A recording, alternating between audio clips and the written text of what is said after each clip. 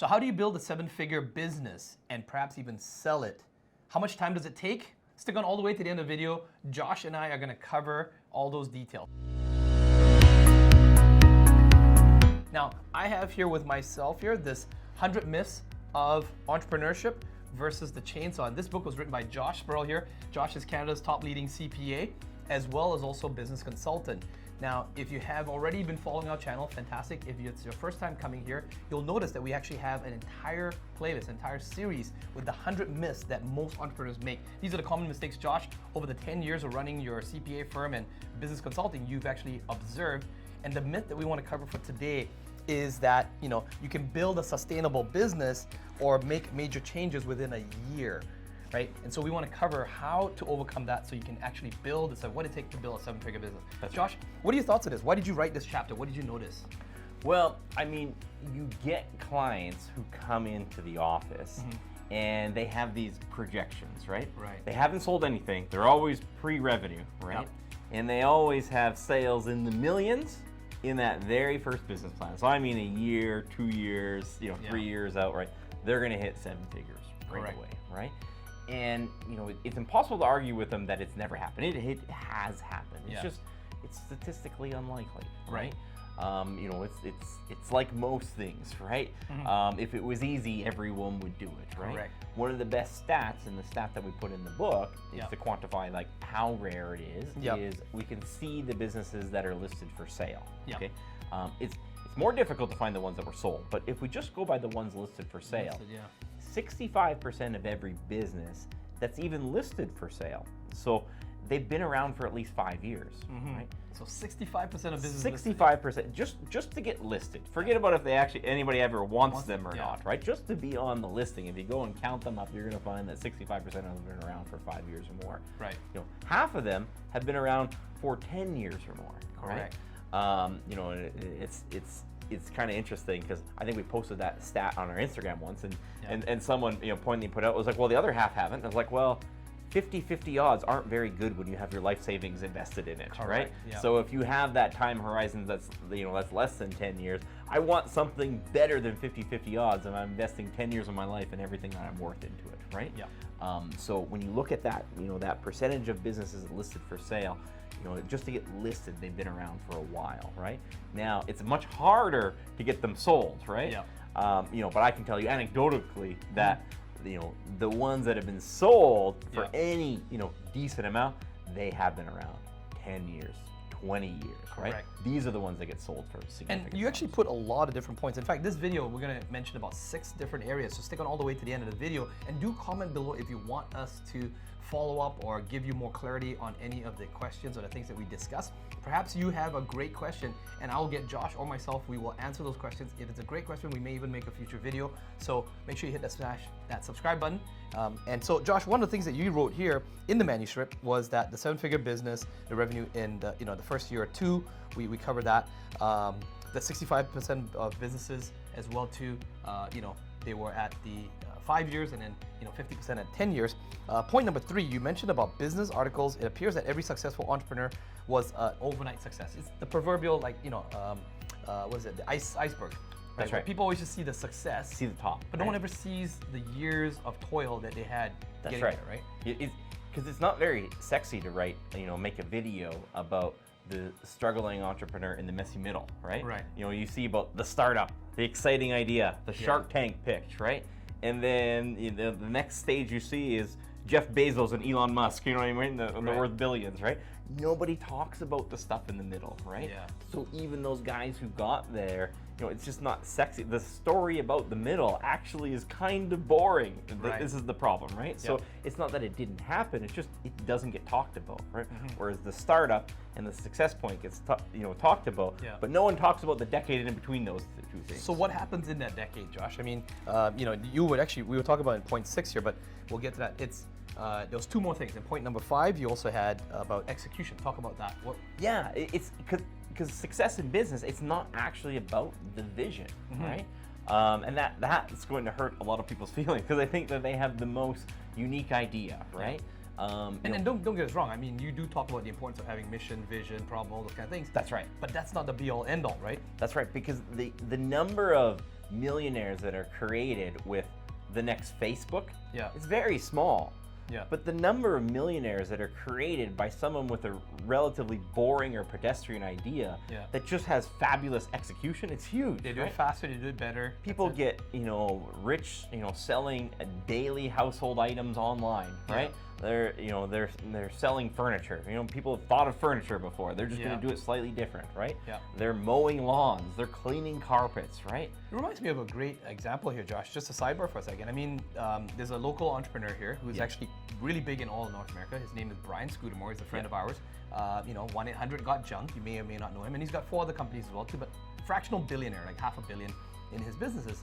And I mean, junk removal is not a new business. Yeah. He just found a better way to execute and do it better that he built a $500 million business. That's right. Yeah. And he did his next business. One of his other businesses was a painting company. Painting company. Yeah. How many painters are there? And then it's got the Shack and Shine, which is the cleaning, the gutter cleaning and stuff. So they're pedestrian, boring ideas. Not to say that you can't be passionate about it. Right. There is a pride that comes from doing anything with excellence. Right? Correct. Yeah. Even the simplest tasks they've done with excellence. People tend to have a prideful feeling about that, and it can be an enjoyable pursuit, right? Yes. If you think it's junk and you just want to be, haul it away and be worse than, there's 5 other junk removal companies who do it better than you, you're not going to feel very prideful on it, right? Right. If you're trying to be the best junk removal company in the world, that's a different story, right? Yeah. So it's that pursuit of excellence that actually, produces that result where people think it has to be a big idea. No, it can be a simple idea with the pursuit of excellence, right? So circling back to the original title, right? Like that's how to build a 7-figure business. It's more about execution, looking in the marketplace of maybe very mundane or, as you say, pedestrian ideas, but executing faster. This is one of the key things that successful people do that build 7-figure businesses. They execute them. They execute better, right? Not necessarily faster. In fact, you can actually increase your odds of success. We talk about in other videos that your chances of success in small business is very, very low. Yeah. Because people want that quick fix, right? Yes. But if you change your time expectation and you plan towards that, you can dramatically increase your chance of success, right? We got to look at the things that you need to do in order to build a business, right? Yeah. One of the things you need is social proof. Well, Yes.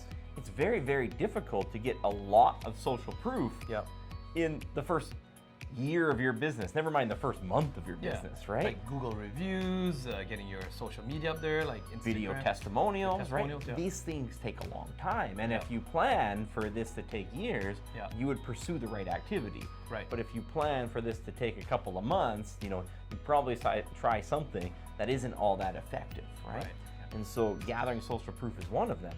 And then, how do we get people to buy from us? Well, it's top of mind awareness. Right. You can't get top of mind awareness in the marketplace. If you just started, You just talked about 1-800-GOT-JUNK, right? Right. That's it took them a long time, right? Yeah. Even if you knew that guy directly, if we're doing this video and he's a month in, you don't know who he is, right? I believe Brian, when I talked to him, he said something like it took like 10 years. I mean, even him with all his, he went and branded stuff, it took him about 10 years before 1-800-GOT-JUNK became sort of a household name. Well, he was just having the, That's right. That's right. There's a whole, host of things that has to be done. Yeah. And then it's cash flow. Okay, you can have ideas and you need capital equipment, but sometimes it's going to take a while to build up that cash flow. You might have this vision of, you think of the Got Junk, he wants the big 5-ton truck. Yeah. Someone had to start with a 1/2 ton somewhere, Yeah. right? And doing smaller jobs to build up that cash flow that can actually do that, right? Or someone else, they just went around pitching their business plan to everybody and didn't get any funding, and then they gave up, right? Yeah. Someone else, started with the 1/2 ton, worked their way up to that, right? Yeah. So it can be that cash flow, and then you want the bank to take a chance on you too. It's like, well, you don't have any credibility, so without credibility, they're not going to give you any credit, right? Yeah. So it takes a while to build up that credit, right? Plus, your decision making gets better and better as you make these smaller decisions. Yeah. So, once the bank does give you that money, you're less likely, to waste that money then and drive it into the ground, right? Yeah. And so that's, a big thing is establishing the credit. And the biggest thing that most people forget about is the team. Yeah. The team is exceptionally hard to build. If you get a bunch of rookie entrepreneurs, they're always, they're talking about, I need enough customers, right? Yeah. And then the next layer is, I need more cash, right? Yep. You get experienced entrepreneurs in there. It's like, I could double the size of this thing, but I can't find enough quality people that quickly, right? And so they're going to have to build effectively on the team, right? We've seen, out of our Edmonton office, we saw the Aurora cannabis debacle that they have, right? Yeah. They had an infinite amount of money, going public and all the capital that they rose, right? Yeah. But I heard stories from the inside, and people were making mass mistakes in terms of production, disorganization everywhere. It's because you could have an infinite amount of money. You're not magically going to find, the perfect team, right?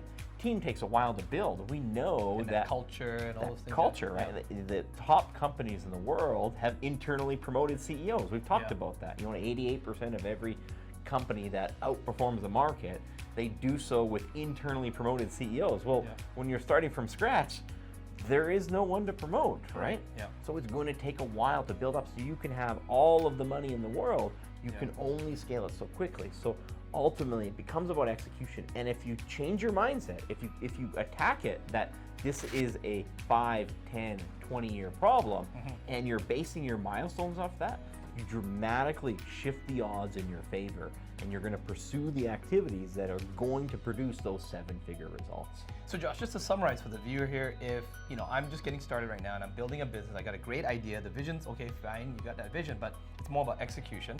In my mind, I should be already planning for a 5 to 10 year run at this.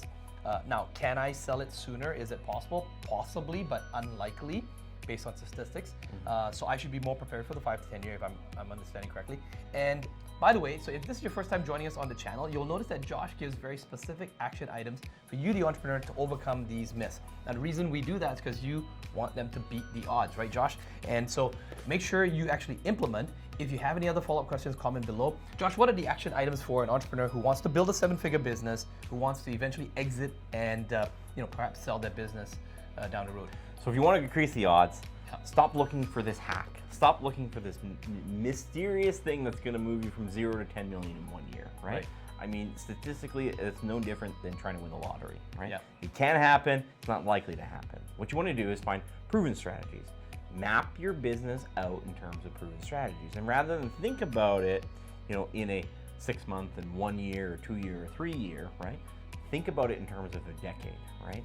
Think about, okay, we need to build out this social proof, and this is where I want to be in 1 year and 2 year and 3 years, right? I want to acquire, I want this sort of advertising and marketing, but I'm not going to be able to afford it from day one. So I'm going to do this first, and in year 2 I'm going to add this, and in year 3 I'm going to add that, right?